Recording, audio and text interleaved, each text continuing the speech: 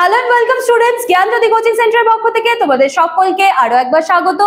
এর আগের দিনে কিন্তু আমরা শিডিউল কাস্ট নিয়ে আলোচনা করেছিলাম। আজকে আলোচনা করব আমরা তপশিলি উপজাতি শিডিউল ট্রাইব নিয়ে, এবং পরের দিনে যে ক্লাস হবে সেখানে কিন্তু আমরা ওবিসি নিয়ে আলোচনা করব। দেন ওভারঅলে তোমরা 20 এমসিকিউস পাবে।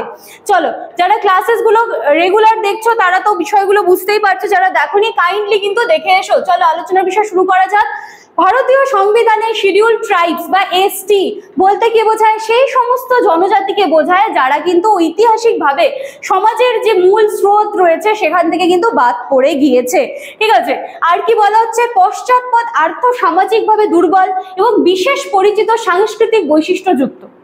ভারতীয় সংবিধানের অনুচ্ছেদ 366 এবং 342 ধারা অনুযায়ী অনুচ্ছেদ অনুযায়ী রাষ্ট্রপতি নির্দিষ্ট রাজ্যে বসবাসকারী নির্দিষ্ট কিছু উপজাতিকে তপশিলি উপজাতি হিসেবে কিন্তু ঘোষণা করে, এবং প্রত্যেকটি রাজ্যে সামাজিক ও সাংস্কৃতিক বৈশিষ্ট্য অনুযায়ী এই যে তালিকাগুলো যেগুলো রয়েছে সেটা কিন্তু আলাদা আলাদা আছে।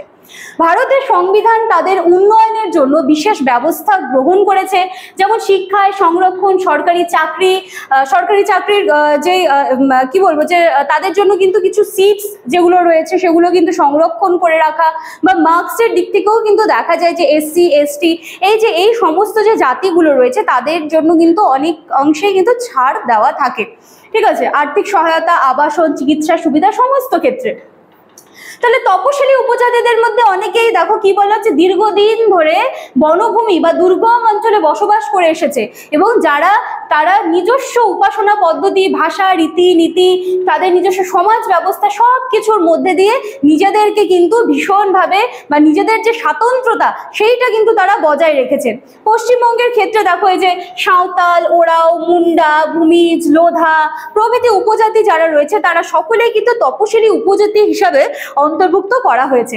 স্বাধীনতার পর থেকে ভারত সরকার এবং রাজ্য সরকার উভয়ই কিন্তু আমরা দেখতে পারি যে বিভিন্ন ধরনের প্রকল্পগুলো কিন্তু নিয়ে আসছে তাদের সার্বিক উন্নয়নের জন্য। ঠিক আছে, তবে এখনো পর্যন্ত আমরা দেখতে পাই যে কিছু কিছু ক্ষেত্রে কিন্তু তারা এখনো বৈষম্যের শিকার বা দারিদ্রতা বা বলো যে অনেক প্রকল্প বলো, বা ঠিক প্রকল্প না বললেও অনেক শিক্ষা সংস্থান বলো বা অনেক যে কর্মসংস্থান রয়েছে তাদের কিন্তু এখনো সেই সমস্ত ক্ষেত্রে তারা কিন্তু দেখা যায় যে তাদের সাথে কিন্তু বৈষম্য করা হচ্ছে।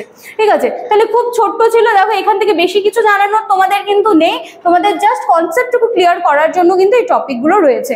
ঠিক আছে, আচ্ছা আরেকটু আছে, চলো দেখে নিচ্ছি কি বলা হচ্ছে। তাহলে সার্বিকভাবে তপশিলি উপজাতিদের মূল স্রোতে অন্তর্ভুক্ত করা হয় এবং নিজস্ব সাংস্কৃতিক পরিচিতিকে সংরক্ষণ করা ভারতীয় রাষ্ট্রের কিন্তু একটি গুরুত্বপূর্ণ দায়িত্ব। মানে বলা হচ্ছে যে সকলকে সমান সুযোগ কিন্তু দেওয়া হবে, সেটা এসটি হোক এসসি হোক, সকলের জন্য কিন্তু যে নিয়ম নীতি বা সমাজের যে ব্যবস্থা, শিক্ষা, স্বাস্থ্য সমস্ত দিকে কিন্তু মানে এই যে পিছিয়ে পড়া যে গোষ্ঠীগুলো রয়েছে সকলের জন্য কিন্তু সমান সুযোগের ব্যবস্থা করা হয়েছে, এবং এই লক্ষ্য অর্জনের জন্য প্রশাসনিক উদ্যোগ, সচেতনতা বৃদ্ধি, সমবেদনামূলক নীতি নির্ধারণ একান্ত প্রয়োজন।